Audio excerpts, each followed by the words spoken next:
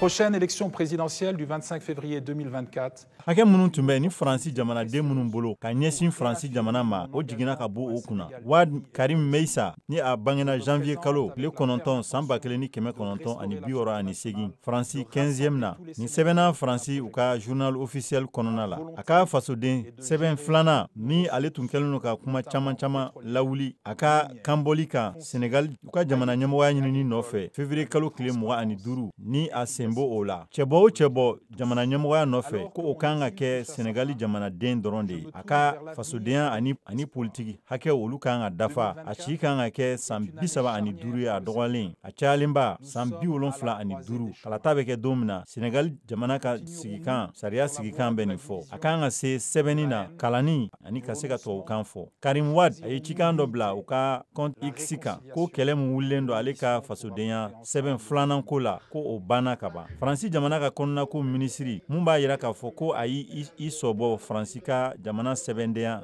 fasodenya sɛbɛn na ko o ye danganiya ye mun b'ale ka timinanja yira a ka kuma la. Faransi jamana ka kiirisoba ye tɔgɔ fɔlɔw bɔ ye cɛbɔ 21 tɔgɔ fɔlɔw bɔ mun na Wad ale tɔgɔ b'a la. Nka ni sɛbɛn fura in dɔw y'a yira k'a fɔ taratadenw ko u ma sɔn a ma. Senegal jamana ka kubedaso a ye dɔgɔkun tɛmɛnen mɔgɔ cɛbɔ 21 tɔgɔ bɔ mun na Wad tɔgɔ b'a la. Nka o tɔgɔ in dɔw y'a yira k'a fɔ taratadenw k'u ma jɛn n'a ye. Jamana ka kubedaso kan ka jateminɛli kɛ o hakilila minnu nana. Tɔgɔ laban ale kan ka bɔ yanni dɔgɔkun laban cɛ. Minisiri kɔrɔ Thierno Alassane Sall ni ale fana ye cɛbɔ ye a y'a yira k'a fɔ ko ale wulikajɔ dɔ kɛ Karim Wad a ka cɛbɔya nɔfɛ ka da kan ko a bɛ jamana ka sigikan ko a b'o sɔsɔ. Wad a ye Thierno Alassane jalaki ko a bɛ kan ka kuma lankolon de wuli ten ani ko a bɛ kan ka nin baara kɛ jamana fanga ɲɛmɔgɔ ni o fana ye cɛbɔ ye Amadou Ba ko a bɛ kan ka nin kɛ o de tɔgɔ la. Karim Wad ni san 55 don ni ale wolola Faransi a fa ye Senegalika ye a ba ye Faransi jamanaden ye. Le but du jeu, c'est juste de vous appliquer une peine qui a été prononcée par la justice.